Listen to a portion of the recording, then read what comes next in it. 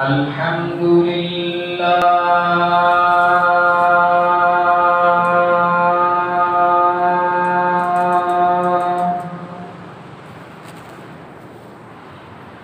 الحمد لله نحمده ونستعينه ونستغفره ونؤمن به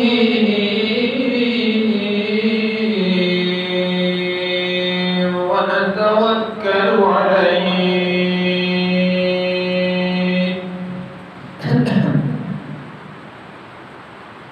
ونعوذ بالله من شرور أنفسنا ومن سيئات أعمالنا من يهده الله فلا مضل له ومن يضلله فلا هادي له ونشهد أن لا إله إلا الله وحده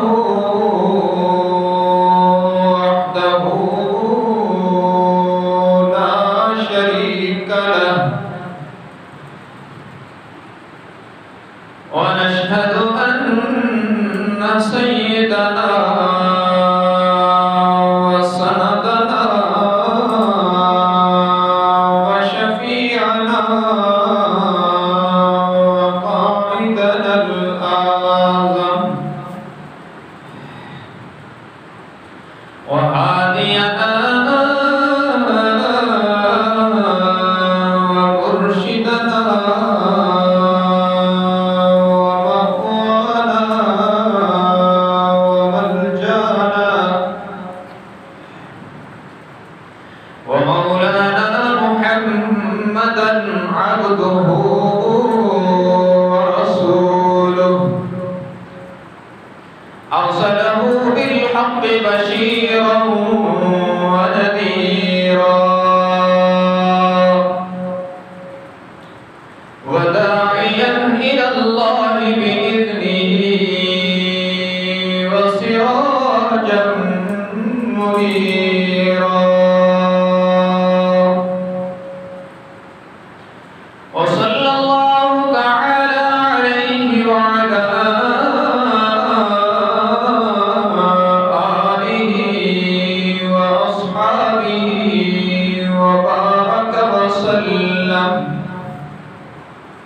وبارك وسلم تسليما كثيرا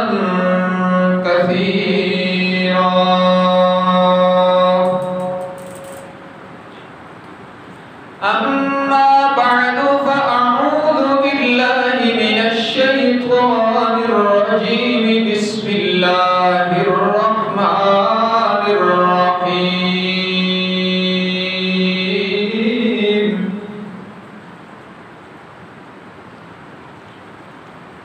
سبحان الذي أسرى بعبده ليلا من المسجد الحرام إلى المسجد الأقصى الذي باركنا حوله لنريه من آياتنا إنه هو السميع البصير وقال الله تبارك وتعالى في كلام المقدس على مقام آخر ولقد رآه نزلة أخرى عند سدرة المنتهى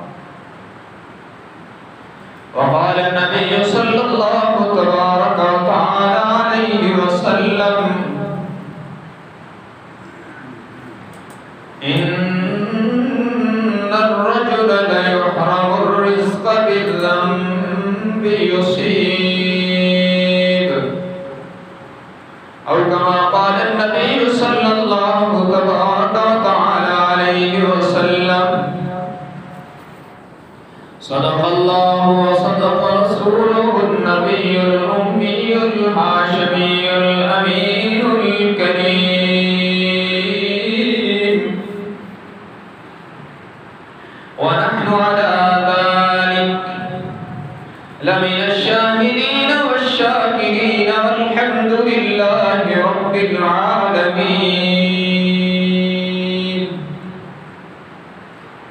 إن الله وملائكته يصلون على النبي يا أيها الذين آمنوا صلوا عليه وسلموا تسليما. اللهم صل على محمد وعلى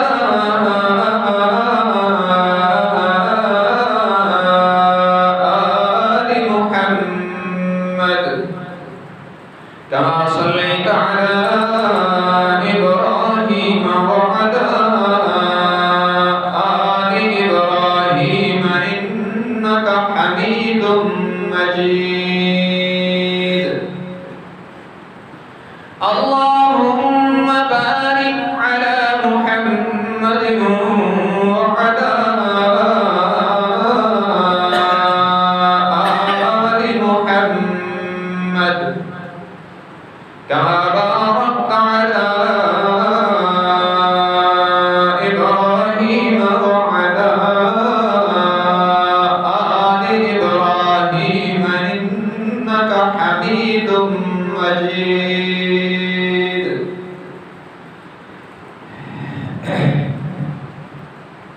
حاضرین گرامی پر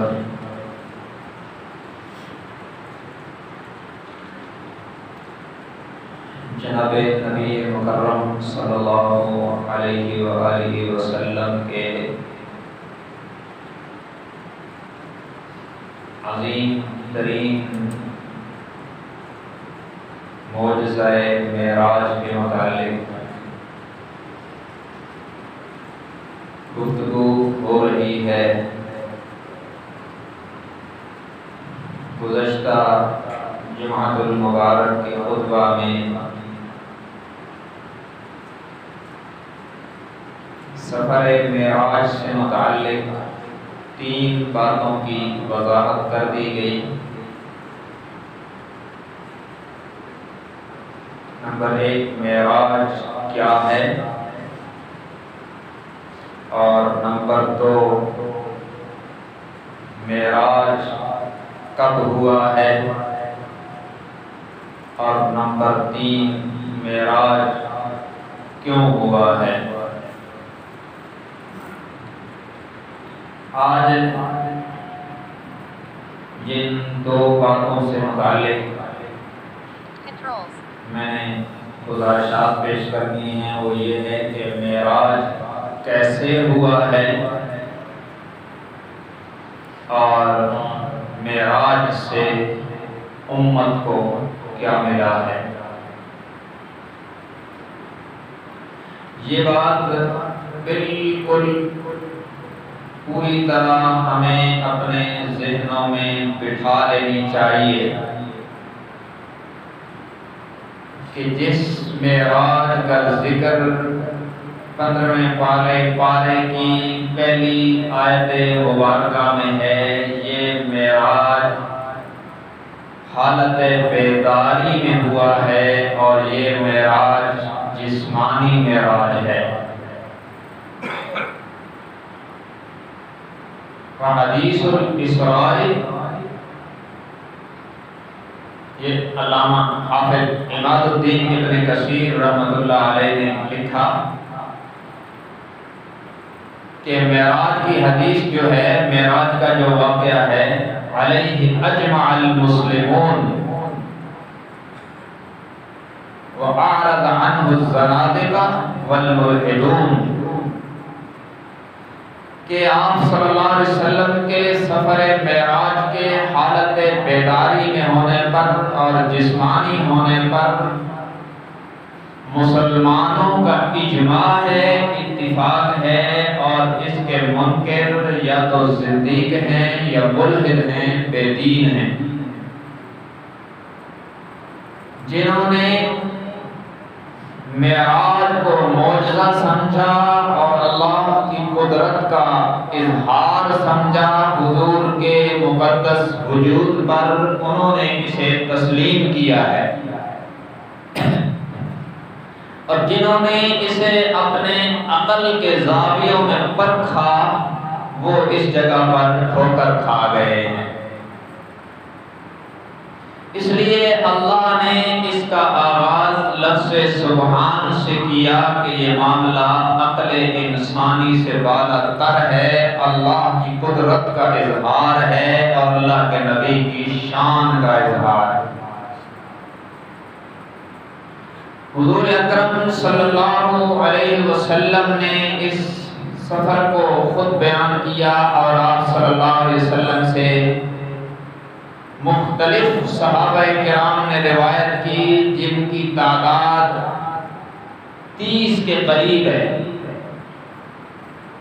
جن صحابہ نے حضور صلی اللہ علیہ وسلم کے اس سفر معراج کو بیان کیا وہ صحابہ کرام 30 کے قریب ہیں، اور ان میں وہ روایات بھی ہیں جو متفق علیہ ہیں۔ متفق علیہ کا مطلب یہ ہے کہ وہ بخاری اور مسلم میں ہیں، اور بخاری اور مسلم کا درجہ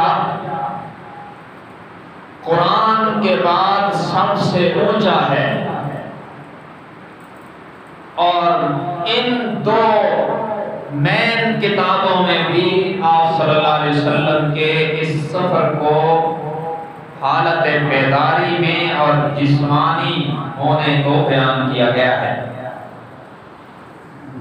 حضرت مالک ابن صعصع یہ وہ صحابی ہیں جن کو حدیث معراج میں بہت شوق اور شوق تھا، اس لیے بہت سے صحابہ نے بھی معراج کی روایت کو ان سے لیا ہے۔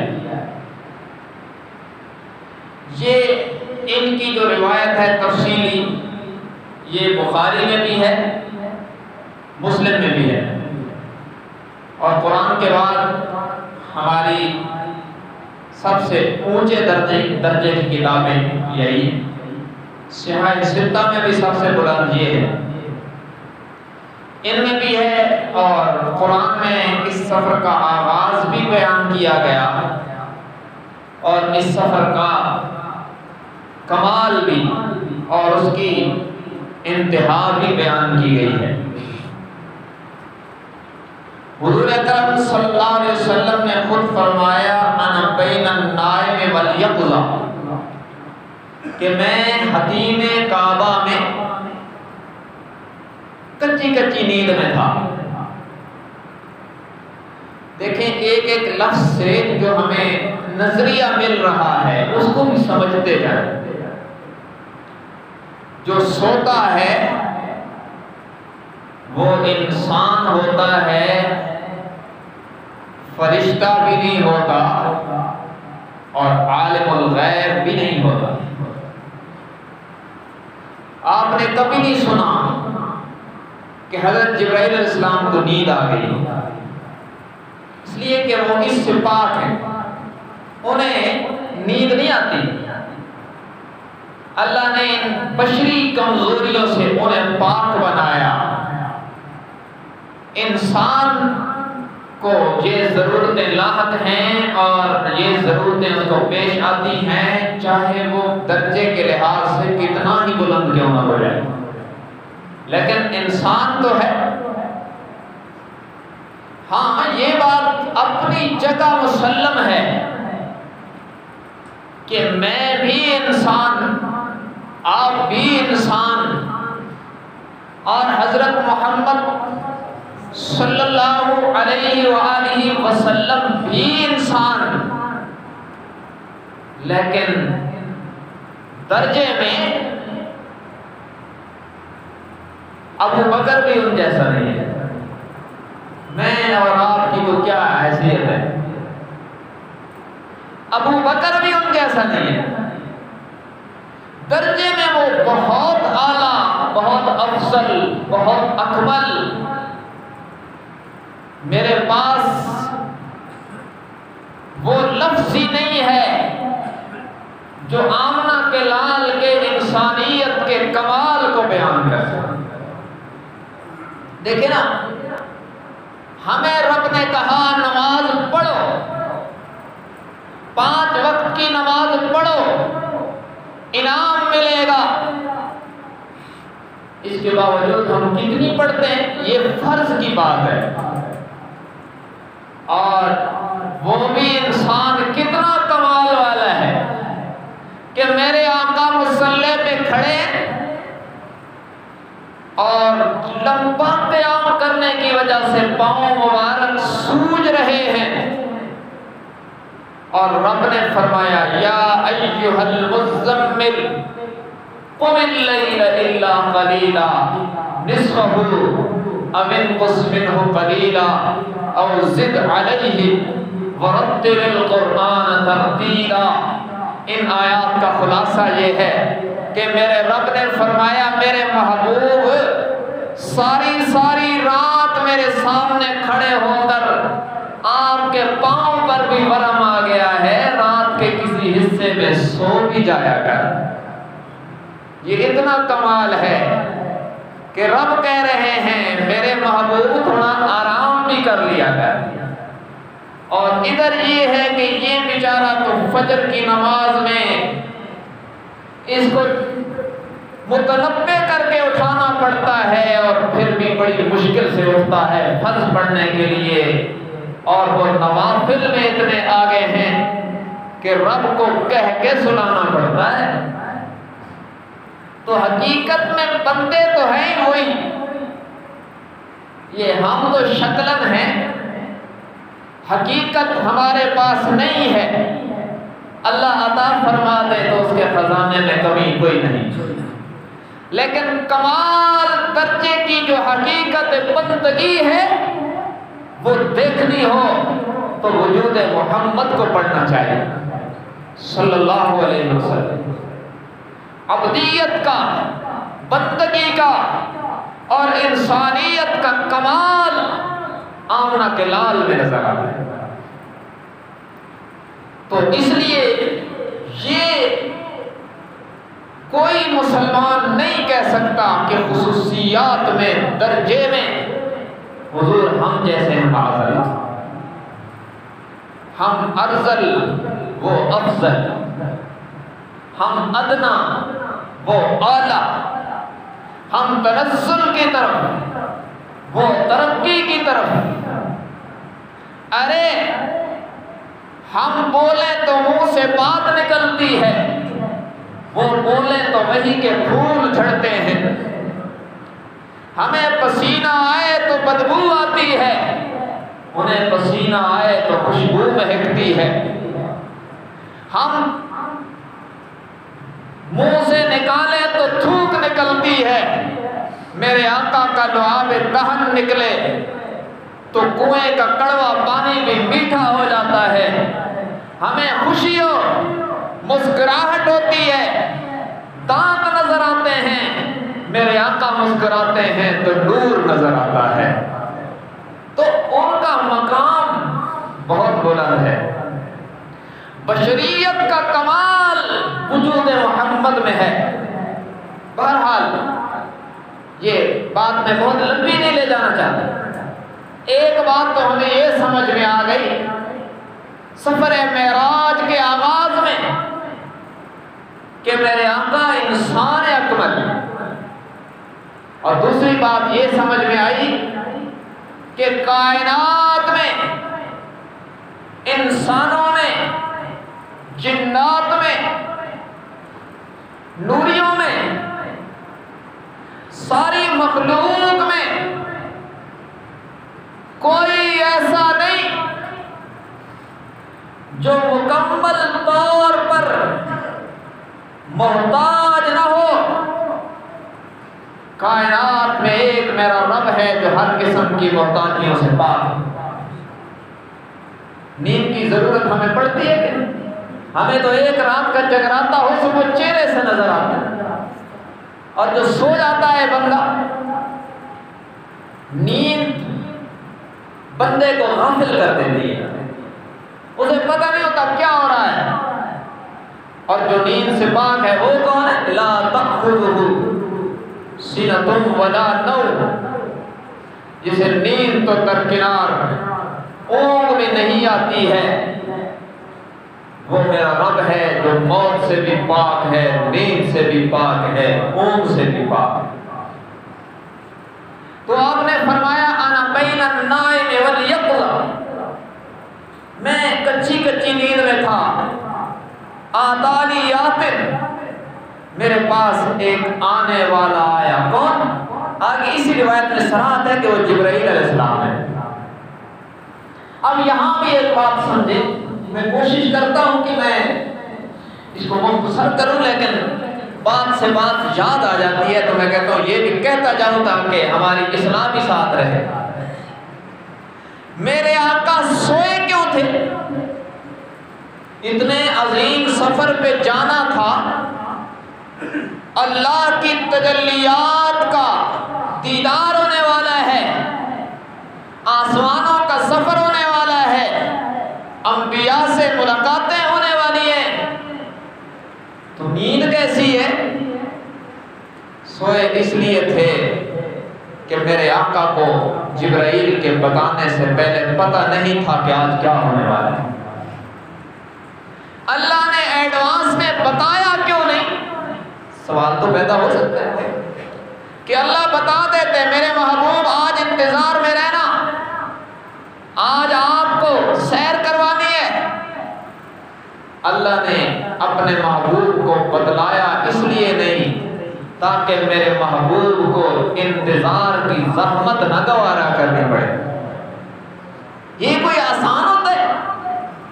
الانتظار اشد من الموت، عربی کا محاورہ ہے کہ انتظار موت سے بھی زیادہ سخت ہوتی ہے۔ بندہ بے چین ہوتا ہے، کب آئے گا، کب آئے گا، کب آئے گا، کبھی ٹائم دیکھتا ہے، ادھر دیکھتا ہے، ادھر دیکھتا ہے۔ اللہ نے یہ بھی گوارا نہیں فرمایا کہ میرا محبوب انتظار کی زحمت گوارا کرے، بلکہ اپنے محبوب کو سلایا، پھر جبرائیل کو بھیج کے بتایا، اور جب میرے آقا بیدار ہوئے اور جبرائیل نے بتایا تو میرے آقا کا دل خوشی سے باغ باغ ہو گیا۔ یہ رب کا پیار ہے محمد رسول اللہ صلی اللہ علیہ وسلم کے ساتھ کہ آپ کو اتنی سی زحمت بھی نہیں دی ہے کہ میرے محبوب انتظار میں انتظار کی تکلیف گوارا کرے۔ جبرائیل نے جگایا اور حضور فرماتے ہیں کہ میرے سینے کو یہاں سے لے کر، یہ جو گلے کا حلق کی آخری جگہ ہے، یہاں سے لے کر یہاں تک، ناف تک، یہاں سے جبرائیل نے سینہ مبارک کو کھولا اور اس سے دل کو نکالا۔ شق صدر اسے کہتے ہیں، بائی پاس آپریشن۔ آپ دیکھیں نا، ڈاکٹر بائی پاس آپریشن کرتے ہیں، پتہ نہیں کیسے کرتے ہیں، گارنٹیاں لکھواتے ہیں کہ بندہ مر نہ جائے، اور یہاں میرے آقا فرماتے ہیں میرا دل نکالا، اس کو آب زمزم سے دھویا اور پھر ایک برتن سے ایمان اور انوارات کو لے کر اس میں بھر دیا، اور پھر اس دل کو وہیں پر فٹ کر کے اس مبارک سینے کو جبرائیل علیہ السلام نے اپنے نوری ہاتھوں سے سی دیا، اور میرے آقا کا وجود مقدس اسی طرح چلتا رہا۔ یہ سب سے کامیاب اور کمال کا بائی پاس آپریشن ہے۔ اور پھر فرمایا کہ چلیے، حضور فرماتے ہیں میں اٹھا اور مسجد سے باہر ایک سواری کھڑی تھی جو گدھے سے بڑی اور خنجر سے چھوٹی تھی، اس کو کہتے ہیں براق۔ براق برق سے ہے، جیسے بجلی آنن فانن چمکتی ہے نا، اس کی رفتار اتنی تھی کہ جہاں حد نگاہ تھی وہاں اس کا ایک قدم پڑتا۔ اس سفر کا آغاز ہوا اور اس میں مسجد اقصی تک 5 سٹیپ ہیں، 5 سٹاپ ہیں۔ میں ہر ایک کی تفصیل میں جاؤں تو بڑی لمبی بات ہو جائے گی، لیکن یہ بات ذہن میں رکھنا کہ اس میں ہر سٹاپ پر حضور صلی اللہ علیہ وسلم نے جبرائیل کے بتانے پر نماز کی 2 رکعتیں ادا کی ہیں۔ پہلا سٹاپ ہے مدینہ منورہ، یہاں رکے اور جبرائیل امین نے بتلایا کہ یہ یثرب ہے اور یہ آپ کا دار الہجرت بنے گا، یہاں آپ آئیں گے، اور یہاں پر حضور نے 2 رکعتیں ادا کی ہیں۔ ایک سٹاپ کوہ طور پہ ہوا ہے، جبرائیل علیہ السلام نے بتایا کہ یہ وہ جگہ ہے جہاں حضرت موسیٰ علیہ السلام اللہ سے کلام کرتے تھے، وہاں بھی حضور علیہ السلام نے 2 رکعتیں پڑھی ہیں۔ ایک سٹاپ وہاں ہوا ہے جہاں حضرت عیسیٰ علیہ السلام کی ولادت ہوئی ہے، تو وہاں پر بھی حضور اکرم صلی اللہ علیہ وسلم نے 2 رکعتیں پڑھی ہیں۔ بہرحال یہ سفر زمینی مسجد الحرام سے مسجد اقصیٰ تک ہوا، اور وہاں پہنچے تو تمام انبیاء کرام کو اللہ نے وہاں استقبال کے لیے بلایا تھا، اور مسجد اقصیٰ بھری ہوئی تھی۔ حضور اکرم صلی اللہ علیہ وسلم فرماتے ہیں کہ مجھے جبرائیل امین نے بتلایا اور میں نے سب انبیاء کی امامت کی ہے، سارے مقتدی بن کر پیچھے، اور محمد الرسول اللہ صلی اللہ علیہ وسلم سارے نبیوں کی امامت کروا کر یہاں سے امام الانبیاء ہونے کے عظیم منصب پہ فائز ہوئے۔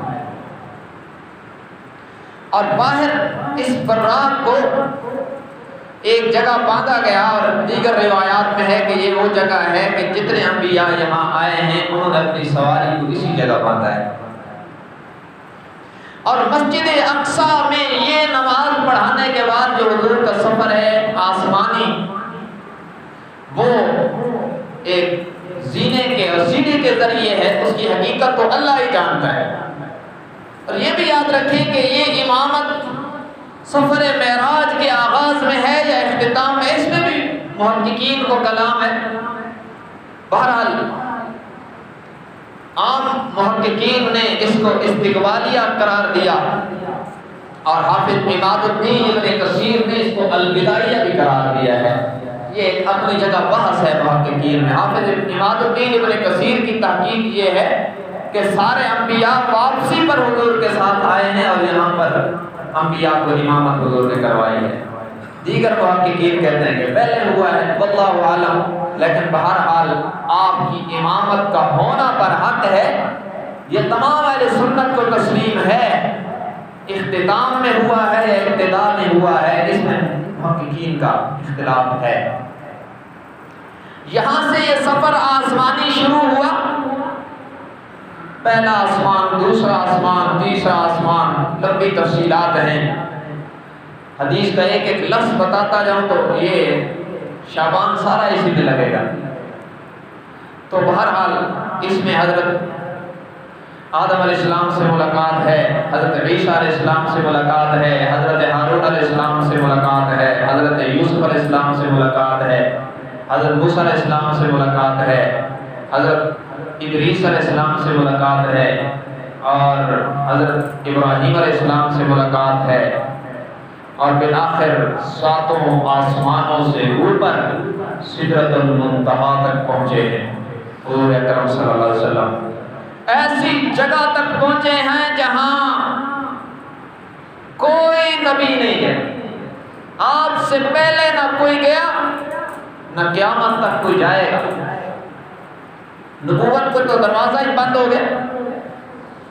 آپ صلی اللہ علیہ وسلم سدرۃ المنتہا تک پہنچے اور اللہ کی تجلیات کو نظریں جما کے دیکھا۔ یہ بات یاد رکھیں، دیدار الہی اللہ کا ذاتی دیدار ہے کہ نہیں، اس میں بھی محققین کو بڑا کلام ہے، اور ہم الجھنے والی باتوں میں ہمیں پڑھنا بھی نہیں چاہیے، یہ رب جانے اور اللہ کا محبوب جانے۔ لیکن اتنی بات ہمارے عقیدے میں شامل ہے کہ یہ سیر بے مثال ہے، اور وہاں تک ہے جہاں تک مخلوق میں سے اور کسی کی سیر اور کسی کی رسائی نہیں ہوئی۔ بڑی باتوں میں نہیں پڑھنا چاہتا، یہاں سے وہ باتیں میں آپ کو بتلانا چاہتا ہوں جن کا تعلق ہمارے معاشرتی اصلاح کے ساتھ۔ یہاں حضور اکرم صلی اللہ علیہ وسلم کو جنت بھی دکھائی گئی۔ جنت یہی ہے، عند سدرۃ المنتہی عندہا جنت المأوی۔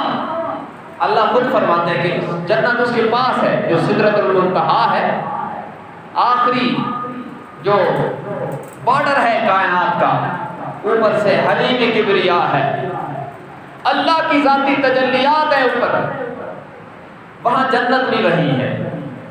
وہاں حضور اکرم صلی اللہ علیہ وسلم کو جنت کا بھی مشاہدہ کروایا گیا، جہنم کو بھی دکھایا گیا، اور مختلف انعام یافتہ لوگوں کے ٹھکانے بھی دکھائے گئے، اور سزا یافتہ لوگوں کی مثالیں بھی دکھائی۔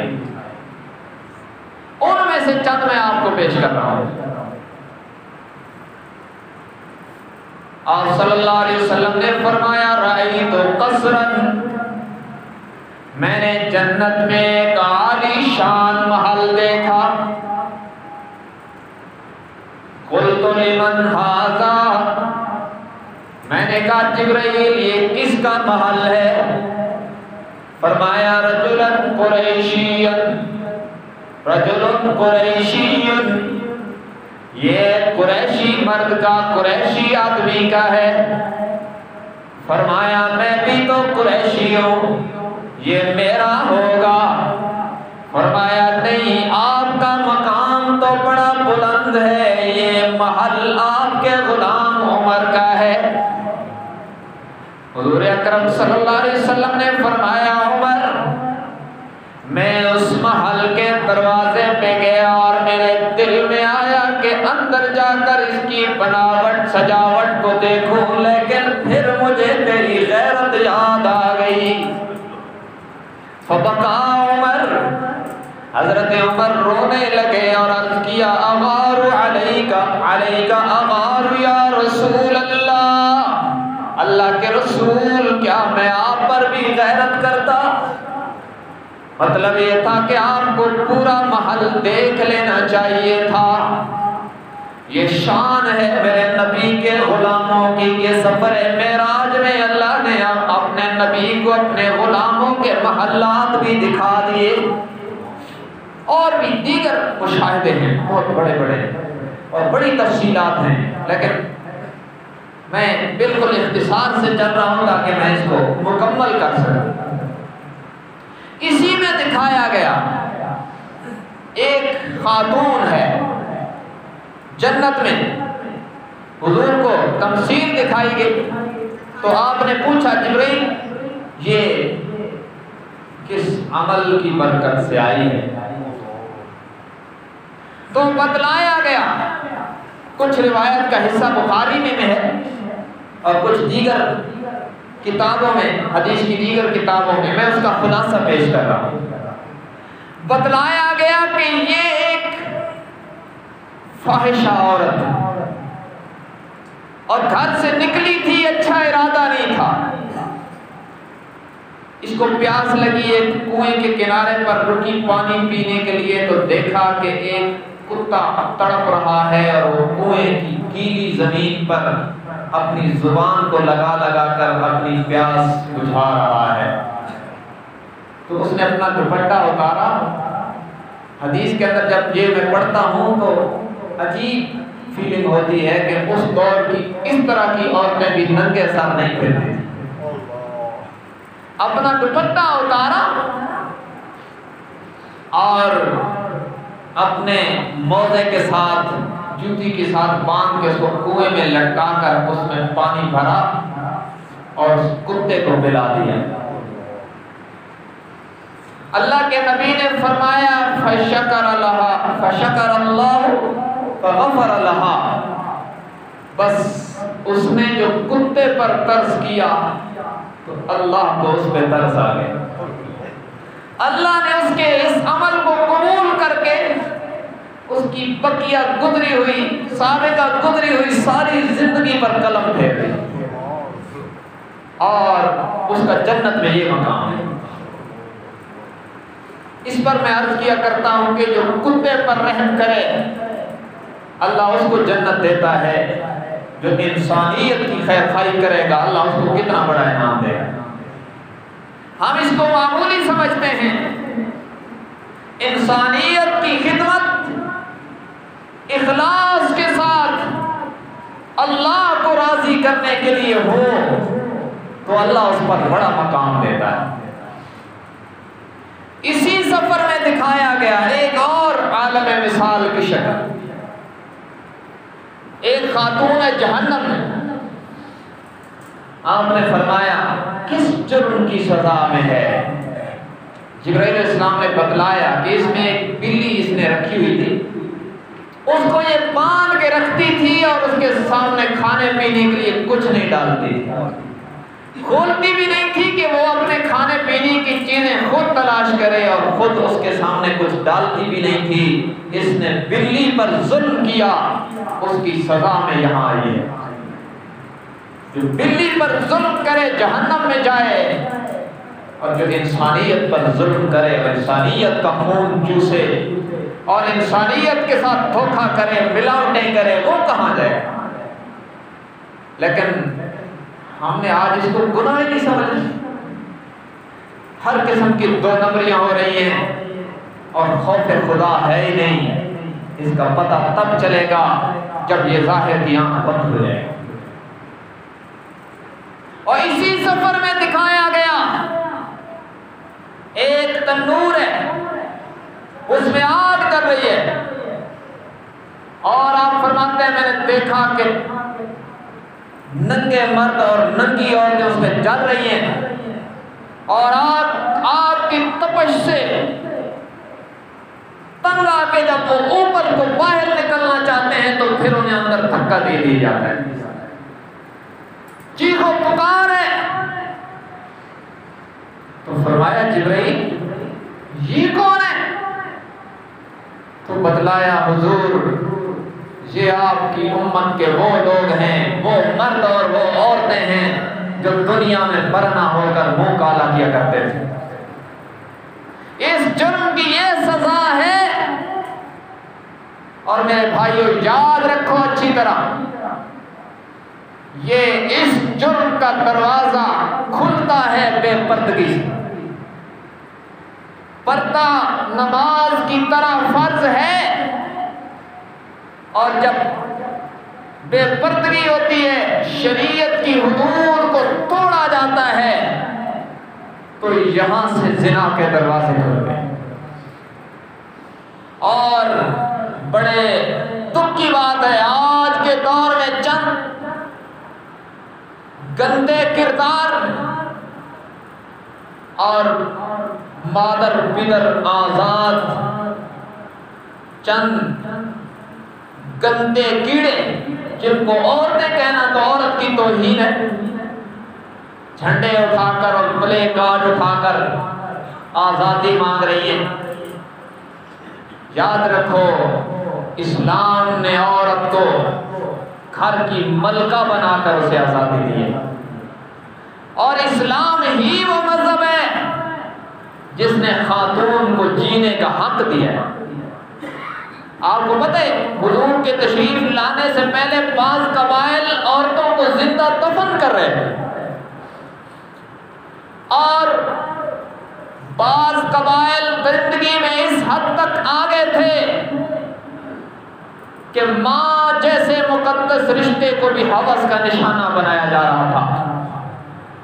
یہ اسلام کا فیضان، اور یہ میرے آقا کے در رحمت سے یہ فیض جاری ہوا کہ اسلام نے آ کر اعلان کیا عورت اگر بیٹی ہے اس کی تربیت سے حضور کا ساتھ ملے گا، عورت اگر بہن ہے اس کی عزت پر مر جانے سے شہادت کا درجہ ملے گا، عورت اگر بیوی ہے اس کی خدمت کرنے سے اور اس کے ساتھ اچھا رہنے سے بہترین اخلاق کا سرٹیفکیٹ ملے گا، اور عورت اگر ماں ہے تو میرے نبی نے فرمایا اللہ نے جنت اس کے قدموں میں رکھ دی۔ یہ سب کچھ اسلام نے دیا ہے، اور آج یہ اسلام کے نام پر حاصل کردہ مملکت میں اس قسم کے جھنڈے اٹھا کر آزادی مانگنے والی، مجھے کئی علماء نے کہا اس کی مذمت کریں، حقیقت یہ ہے مذمت کرنا بھی ہمارا حق ہے، لیکن اس کے اندر رکاوٹ مذمت سے نہیں مرمت سے آئے گی۔ یہ ارباب اقتدار میں چند لوگ ہوتے ہیں جو غیرت سے بالکل خالی ہوتے ہیں، اور ان کی سپورٹ پر اس قسم کے کام ہوتے ہیں۔ جب تک وہ ٹھیک نہیں ہوں گے، منبر و محراب سے ہونے والی مذمت صرف ایمان کا اظہار ہوگی، اس کے راستے میں رکاوٹ نہیں ڈالی جا سکتی۔ لیکن بہرحال ہر صاحب ایمان کو اس کی زبان سے مذمت بھی کرنی چاہیے، اور دل سے اس کو برا بھی سمجھنا چاہیے، اور اس کے ساتھ ساتھ ہمیں اپنے گھروں پر توجہ دینی چاہیے۔ پردے کو عام کریں، تربیت کریں بچوں کی، انہیں دین سکھائیں، انہیں شریعت بتلائیں۔ دیکھیں نا کتنا بڑا اعزاز دیا میرے نبی نے، فرمایا جس کو اللہ نے بیٹی عطا فرمائی اور اس نے اس کی پوری طرح صحیح تربیت کر کے اس کو بیاہ دیا، اس کا نکاح کر دیا، وہ جنت میں میرے ساتھ یوں ہوگا جیسے یہ دو انگلیاں۔ کتنا بڑا اعزاز دیا ہے۔ بیٹے کی پیدائش پر یہ نہیں دیا، بیٹی ایک صحابی نے کہا جس کی 2 فرمایا اس کو ڈبل، جس کی 3 ہو اس کو اس سے بڑا اعزاز ہے۔ بیٹیوں کی صحیح تربیت سے خاندان سنورتے ہیں، انہیں اسلام بتلاؤ، انہیں دین پڑھاؤ۔ اگر ان کو دین سے محروم رکھو گے اور اسلام کی تعلیمات انہیں نہیں ملیں گی، تو پھر وہ میڈیا پر یہی کچھ دیکھ کر بے پردگی میں آئیں گی، اور پھر قیامت کے دن وہ منظر بھی دیکھنا پڑے گا کہ ایک خاتون کئی مردوں کو جہنم میں لے کے جائے گی۔ تو اس لیے میرے بھائیوں، اس دور میں، فتنوں کے دور میں، پردے کا بڑا خاص خیال رکھنا چاہیے۔ اسلامی حدود کو ہم قائم کریں جہاں تک ہمارا بس چلتا ہے، تو اس طرح کی پریشانیوں میں انشاءاللہ اللہ مبتلا نہیں کرے۔ اور جب ہم اسلام کو چھوڑتے ہیں، شریعت کو چھوڑتے ہیں، تو پھر دنیا اور آخرت دونوں میں پریشانی ہے۔ بہرحال یہ بات بہت لمبی ہو رہی ہے۔ اسی سفر میں حضور نے دیکھا کہ 2 طرح کے گوشت پڑے ہیں، ایک بڑا عالی شان پکا ہوا کھانا ہے، گوشت ہے، اس سے خوشبو آ رہی ہے، اور دوسری طرف گندا سڑا ہوا گوشت پڑا ہے جس سے بدبو آ رہی ہے۔ اور کچھ لوگ وہ ہیں جو عالی قسم کا، اچھا قسم کا پکا ہوا گوشت چھوڑ کر گندا گوشت کھا رہے ہیں۔ تو پوچھا جبرائیل یہ کون ہے بے وقوف، اتنا اعلیٰ بہترین قسم کا گوشت پکا ہوا چھوڑ کر گندا ترین متعفن گوشت کھا رہے؟ فرمایا یہ وہ بدنصیب لوگ ہیں جو دنیا میں اپنی بیویوں کو چھوڑ کر دوسروں پر نگاہ رکھتے ہیں۔ ہمارے ملک میں کیا ہے، کوئی دوسری شادی کر لے تو کہتے ہیں بڑا گندا بندہ ہے یار، 2 شادیاں کرتا ہے، یہ معاشرے کی برائی ہے۔ اور اگر ویسے کہیں ادھر ادھر منہ مارتا رہے تو کوئی نہیں پوچھتا۔ قانون بھی ہمارا یاد رکھنا، یہ جو قانون ہے کہ دوسری شادی کرنے کے لیے پہلی کا اجازت نامہ ضروری ہے، یہ قانون اسلامی نہیں ہے۔ اسلام نے یہ کہا کہ 4 کر سکتے ہو، ہاں انصاف کرنا ہوگا، سب کو حقوق برابر دینے ہوں گے۔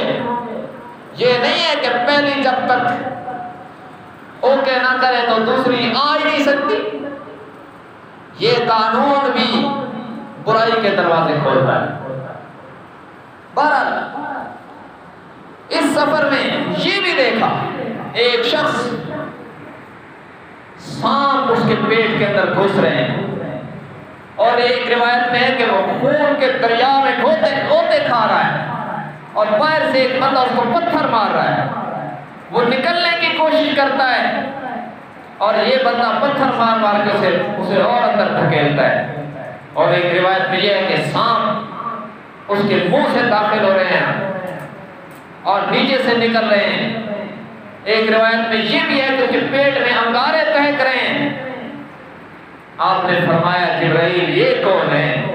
فرمایا ہؤلاء اکلۃ الربا، محبوب جی آپ کی امت کے سود کھانے والے لوگ ہیں۔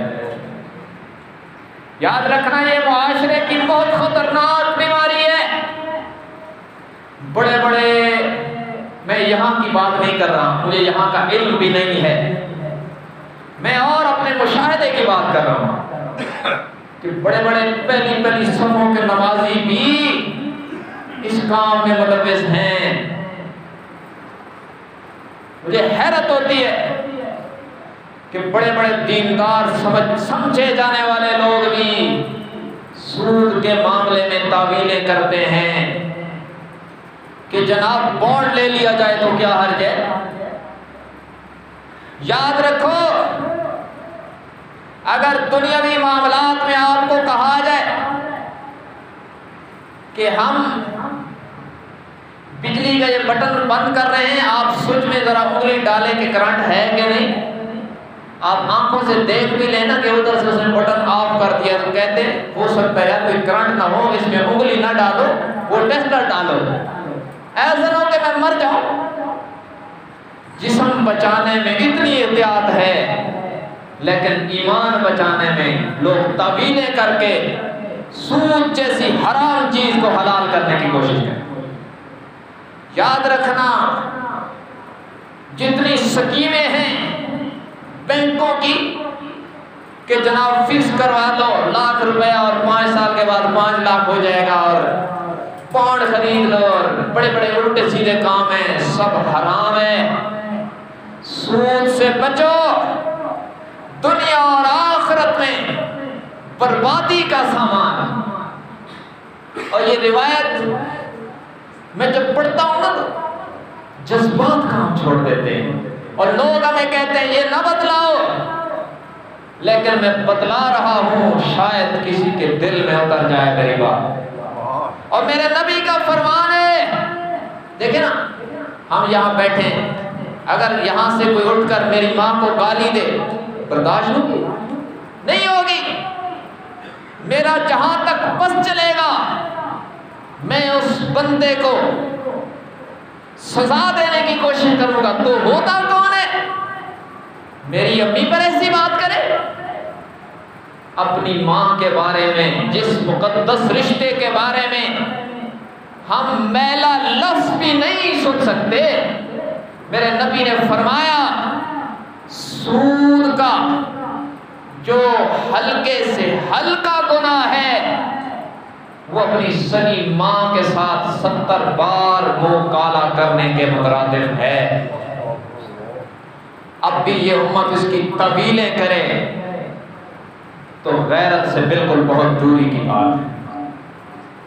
لوگ کہتے ہیں نہیں بینک کا پرافٹ بھی پرافٹ ہی ہوتا ہے، وہ کاروبار کرتے ہیں تو ہمیں دیتے ہیں، لعنت ہے ایسے پیسے۔ فَأْذَنُوا بِحَرْبٍ مِّنَ اللَّهِ وَرَسُولِهِ، اللہ اور اس کے رسول کی طرف سے اعلان جنگ ہے۔ خدا اور رسول سے جنگ کر کے بھی کوئی کامیاب ہوتا ہے؟ يَمْحَقُ اللَّهُ الرِّبَا وَيُرْبِي الصَّدَقَاتِ وَاللَّهُ لَا يُحِبُّ كُلَّ كَفَّارٍ أَثِيمٍ۔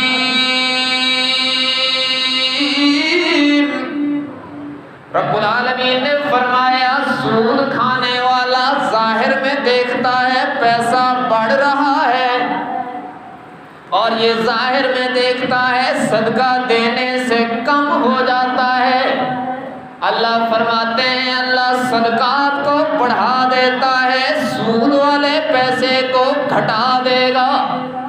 وَمَنْ عَادَ، قرآن کے الفاظ، اللہ اکبر، وَمَنْ عَادَ فَأُولَئِكَ أَصْحَابُ النَّارِ هُمْ فِيهَا خَالِدُونَ۔ رب العالمین نے فرمایا جس نے بھی دنیا میں سود